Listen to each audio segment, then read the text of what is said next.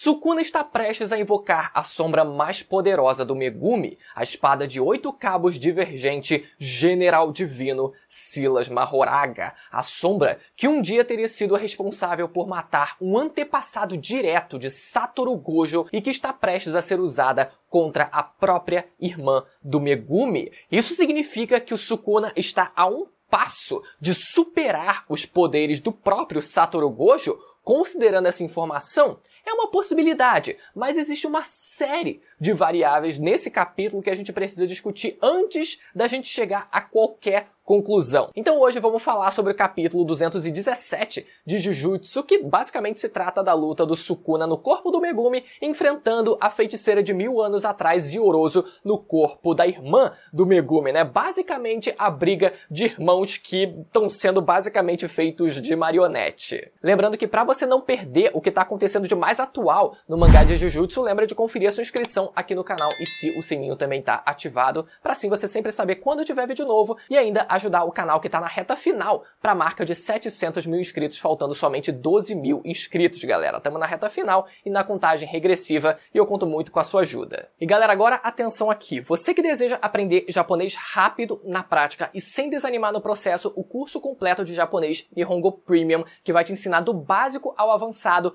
tá com as matrículas abertas. Você que nunca teve nenhum contato didático com a língua, ou você que até já tentou estudar por um tempão através de métodos tradicionais e acabou parando por conta disso, você que acha impossível aprender o idioma por achar muito difícil, ou até para quem já tentou estudar sozinho pela internet, mas acabou ficando muito perdido sem saber para onde ir, esse curso é para você que sempre sonhou em aprender a falar japonês. Além de te ensinar todos os fundamentos da língua, como partículas, verbos, kanjis e a gramática como um todo, o mais legal desse curso é que você também vai aprender japonês com material nativo referente à cultura pop japonesa, animes, mangás, tokusatsu, tudo que a gente mais gosta. E dessa forma, se um dia você quiser viajar para o Japão, seja a passeio ou ter mais oportunidades de trabalho, a gente sabe, né, que o nosso Brasil tá complicado, você vai ter uma base muito boa com esse curso. Aqui embaixo na descrição e no comentário fixado eu vou deixar um link para você conhecer mais sobre o curso, entender melhor a metodologia e tirar qualquer dúvida que você possa ter em relação a preço, formas de pagamento, garantia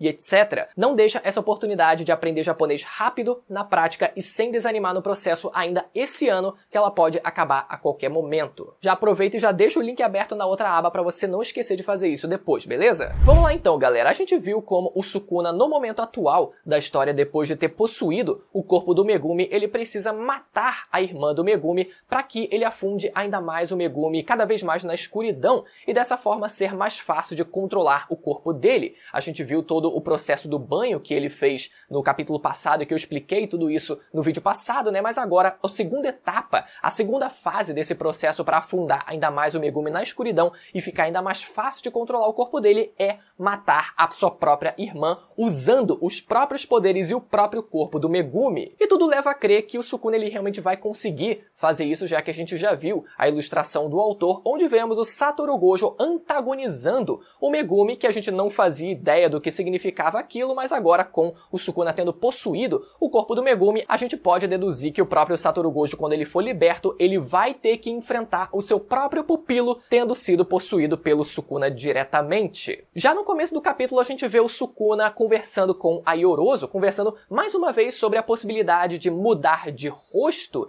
e que essa é uma das vantagens de ter um receptáculo, o que é curioso, né? Porque apesar da gente sempre ver quando o Sukuna ele domina o corpo de alguém que aqueles outros olhos eles aparecem, ou por exemplo aparece aquela boca na bochecha, etc. O Sukuna ele vai interagindo da forma que ele pode, mas a gente nunca imaginou que o Sukuna ele pudesse de fato transformar completamente o rosto, por exemplo, do seu receptáculo. Sempre pareceu algo meio limitado e não algo como se ele pudesse assumir a forma verdadeira dele de 4 braços, por exemplo, no corpo, estando no corpo do Itadori, mas pelo menos é colocada aqui a possibilidade deles mudarem de rosto, o que dá a entender que ele poderia mudar de rosto completamente se ele quisesse e quem sabe também mudar completamente o corpo dele. Mas o Sukuna, ele já respondeu que ele prefere manter esse rosto porque, obviamente, ele vai ter que enfrentar os aliados do próprio Megumi. Então, ele tendo que enfrentar os aliados do Megumi com o corpo do Megumi vai ser uma forma de afetar eles psicologicamente também durante a batalha. E nesse capítulo, a gente tem uma confirmação ainda mais exata de que a Yorozu, que é a feiticeira que possuiu o corpo da Tsumiki, a irmã do Megumi, que era, de fato, uma mulher, que se tratava de uma feiticeira mulher. E a gente concluiu erroneamente de que se tratava de um homem, de um feiticeiro do sexo masculino, que teria se apossado do corpo da irmã do Megumi. E essa confusão toda aconteceu porque no capítulo passado, a Yorozu, ela foi denominada, ela foi tratada com um pronome tipicamente masculino, que é o kare, que normalmente nos dias de hoje é usado para pessoas do sexo masculino. Só que o grande detalhe é que quando a gente fala da Yorozu, quando a gente fala do Sukuna, por exemplo, todos eles são feiticeiros de 1000 anos atrás. E se a gente for contextualizar esse pronome kare, ele no passado, antigamente, ele era usado tanto para figuras do sexo masculino, quanto também para figuras do sexo feminino. Ele só passou a ser usado como um pronome tipicamente masculino nos tempos atuais do Japão. Ou seja, o fato dela ter sido chamado com um pronome tipicamente masculino atualmente não anulou o fato dela ser uma feiticeira mulher, e a gente tem isso esclarecido agora finalmente. E nesse capítulo a gente entende muito mais da personalidade da Yorozu, né? Quando ela diz pro Sukuna: eu quero que eu seja aquela a te matar, e eu quero que você seja aquele a me matar. Mas se eu continuar viva depois de te matar, o que você vai me dar? E o Sukuna responde: tudo. Claro que isso seria impossível, afinal, se eu perder, o óbvio é que eu estarei morto. Então, sinta-se livre para fazer o que quiser com o meu corpo. E a Yorozu pergunta: tudo? Então, até casar? E é aqui que a Yorozu sai completamente da casinha. Ela fica completamente insana, dizendo: isso é uma promessa! Eu vou ser sua legítima esposa! Não vou aceitar ser sua concubina! Na cerimônia de casamento, não importa se for pouco, vamos destruir pelo menos 3 aldeias! E na celebração, vamos pendurar a cabeça dos homens mais bonitos de cada vila e então escreveremos poemas enquanto apreciamos suas decomposições. Vamos deixar que Uraume cuide da comida. Sopa de batatas com cérebro de macaco é indispensável. Agora eu me animei! E toda essa loucura, eu tentei afinar ao máximo a voz aqui, talvez não tenha ficado a melhor atuação possível, mas toda essa loucura da Yorozu e a gente vendo muito da motivação dela, que ao mesmo tempo que se tratava de algo que eu falei semana passada, que era uma vontade de enfrentar o próprio Sukuna, mas também era uma relação de amor. De fato, ela deseja casar com o Sukuna, mas a grande dúvida que fica é: peraí, mas se você deseja derrotar e matar o Sukuna e depois se casar com ele, como é que você vai fazer isso se ele estiver morto? Muito simples, com energia reversa, com a técnica amaldiçoada reversa, que faz com que você, além de você conseguir curar o seu alvo, você consiga também reviver o seu alvo. Então, caso ela, por um milagre, conseguisse de fato matar o Sukuna, ela poderia reviver, caso ela tenha domínio dessa técnica reversa, né, o que é muito esperado também, ela consiga dessa forma reviver o Sukuna, e assim a única coisa que resta ao Sukuna é ser obrigado a casar com ela. E eu confesso que toda essa loucura da Yorozu, ela foi muito estereotipada, muito exagerada, muito cartunesca, mas ao mesmo tempo a forma como ela narra todas as coisas que ela deseja fazer com o Sukuna foi o que realmente me comprou, sabe? Do casamento dela, imaginando as cabeças e a gente vendo ali ela grudadinha com o Sukuna como se eles já fossem um casal e tal. Pelo menos tudo isso foi bem engraçado, né? Mas a resposta que o Sukuna ele dá para Yorozu é, no momento seguinte, invocar os cães divinos. Mais uma vez o Sukuna usando uma das sombras do Megumi, e dessa vez foram os cães divinos. Galera, vamos lá.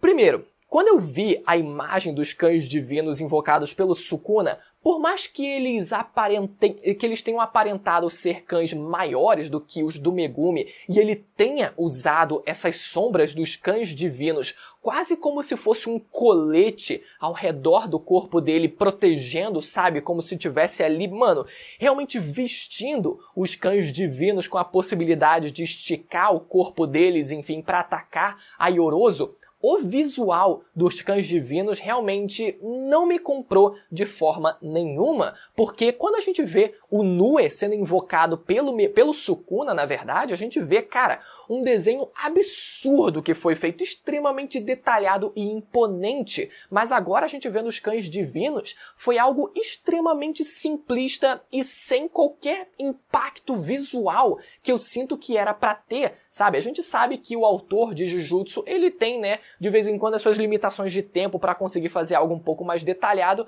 e eu acredito que essa possa ter sido uma das respostas, né, para os cães divinos eles não terem sido tão bem desenhados com tantos detalhes assim, e pode ser até que ele esteja guardando, né, todo o potencial dele, não só pelo que ele usou, pro que ele usou no final desse capítulo, que a gente vai ver daqui a pouco, mas também pro que ele vai apresentar a seguir, que vai ser, provavelmente, né, o visual, o novo visual do Mahoraga sendo invocado pelo Sukuna. Vamos ver, mas eu confesso que eu senti falta ali de um detalhe um pouco mais imponente em relação ao desenho dos cães divinos. Seguindo, a gente vê a Yorozu perguntando se o Sukuna não vai ativar a sua expansão de domínio, que é o Santuário Malevolente. E o Sukuna, ele responde, na verdade, ele mais raciocina em relação a isso, né, em relação à resposta que ele tem para essa pergunta, que é a vontade e a necessidade dele não usar as suas próprias técnicas contra a irmã do Megumi, para que ele use somente as técnicas do próprio Megumi, para que ele sinta, o Megumi diretamente, ele sinta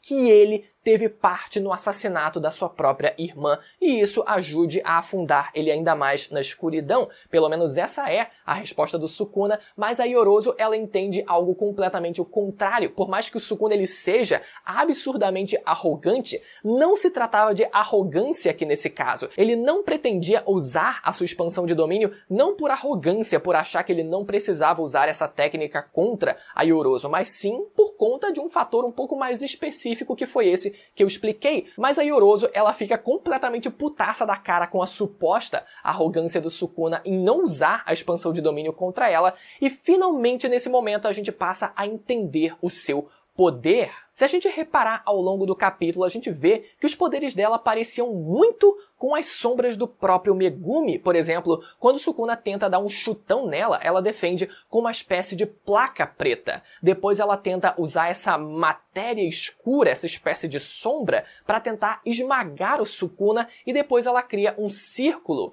com essa matéria e forma dois arpões que tentam perseguir o Sukuna para tentar meio que pescar ele como se fosse, né, um peixe, como se fosse uma baleia. E durante boa parte do capítulo a gente fica tentando entender, tá, mas a gente vê ao mesmo tempo o Sukuna usando as sombras do Megumi, mas a gente vê também a Yorozu usando uma espécie de sombras também contra o próprio Sukuna. O que está acontecendo? Durante o final do capítulo a gente tem a resposta para isso. A gente vê que a Yorozu, ela possui uma técnica chamada de Kochiku Jutsu Shiki, que traduzindo é chamada de construção. E para quem não tá lembrado, essa é a exata mesma técnica da Mai Zenin, que ela usou contra a sua irmã Maki lá na primeira temporada. E para refrescar a memória de vocês, a Mai desenvolveu essa técnica escondida da sua irmã. Durante a batalha, ela usava aquele revólver que a gente viu, né? Que depois de disparar 6 tiros contra a Maki, ela parecia que estava sem balas. Mas ela conseguiu surpreender a Maki criando mais uma bala feita de energia amaldiçoada, basicamente conseguindo conjurar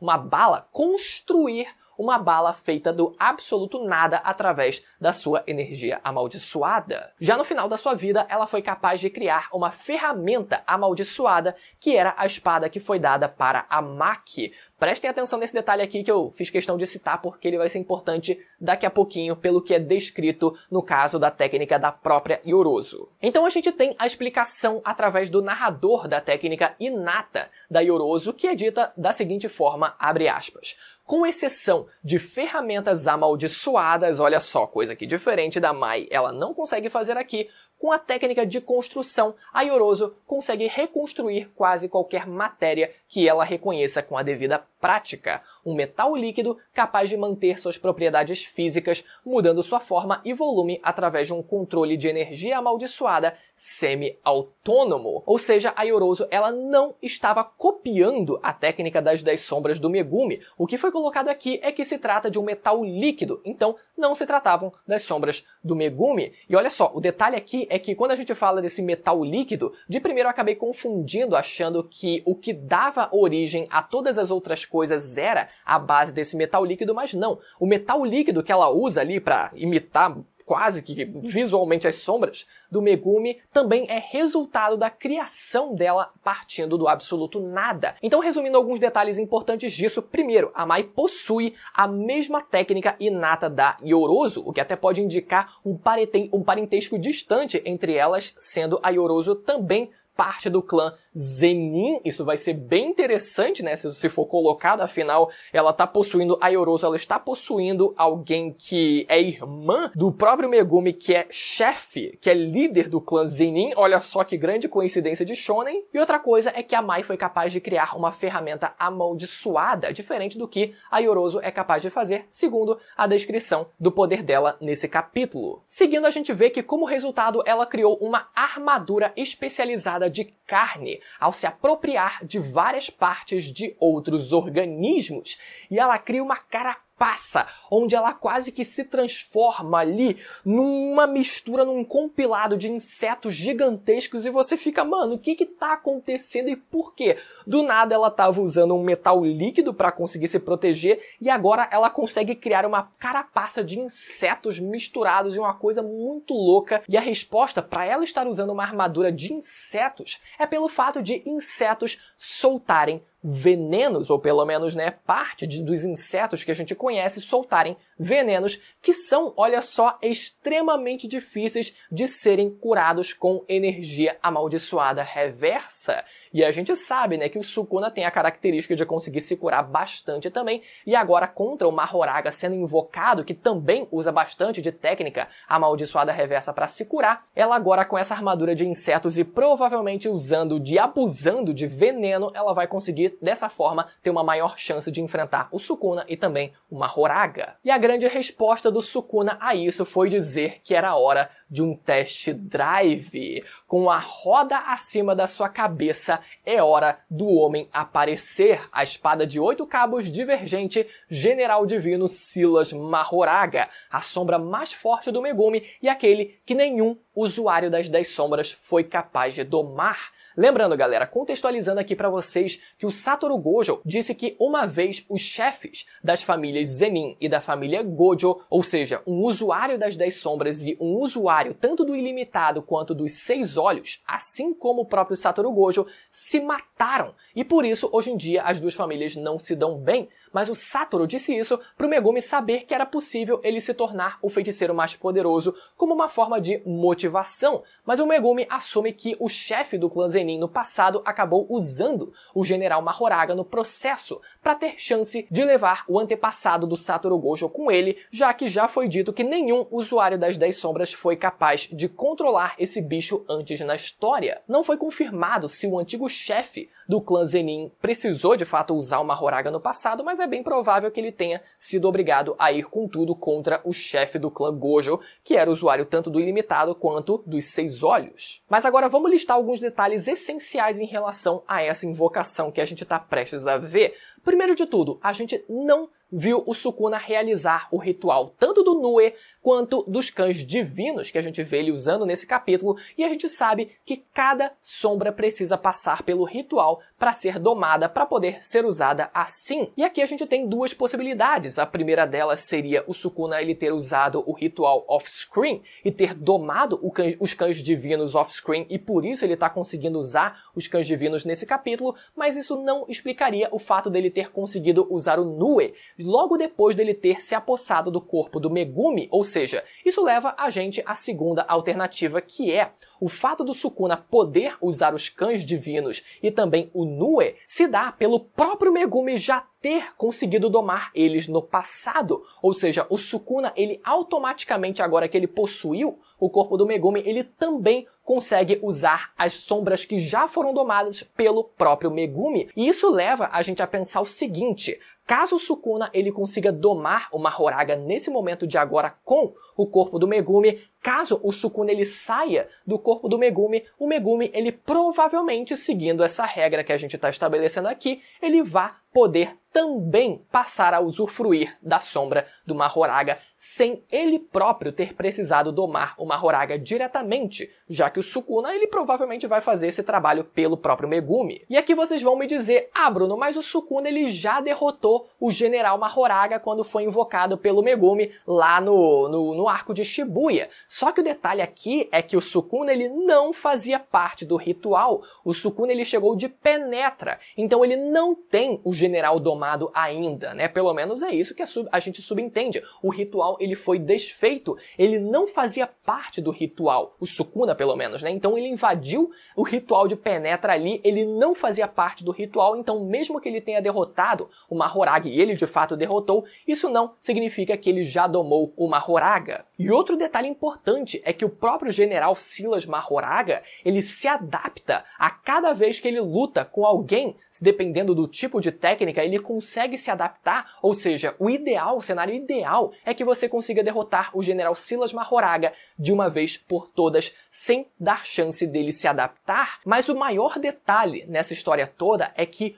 tudo isso que a gente está discutindo possa não significar quase que nada quando a gente para analisar o visual do Sukuna no final desse capítulo. Reparem na roda acima da sua cabeça, que obviamente é um indício de que o Mahoraga ele está para ser invocado, mas quando a gente viu o Megumi invocar o Mahoraga, essa roda ela só estava presente acima da cabeça do próprio Mahoraga e não acima da cabeça do Megumi. Ou seja, o que o Sukuna está fazendo aqui? Será que ele realmente vai invocar o Mahoraga da forma tradicional como a gente já conhece? Ou será que ele vai fazer uma invocação diferente? Quem sabe usar o poder nele próprio, já que a roda está acima da sua própria cabeça, que é algo completamente inédito. Então esse é um detalhe que pode fazer toda a diferença, não só na aparência do próprio Mahoraga, que vai voltar mais poderoso, já que vai ser invocado pelo próprio Sukuna, o que vai apresentar um desafio ainda maior para ele, mas pode ser que algo ainda mais diferente do que tudo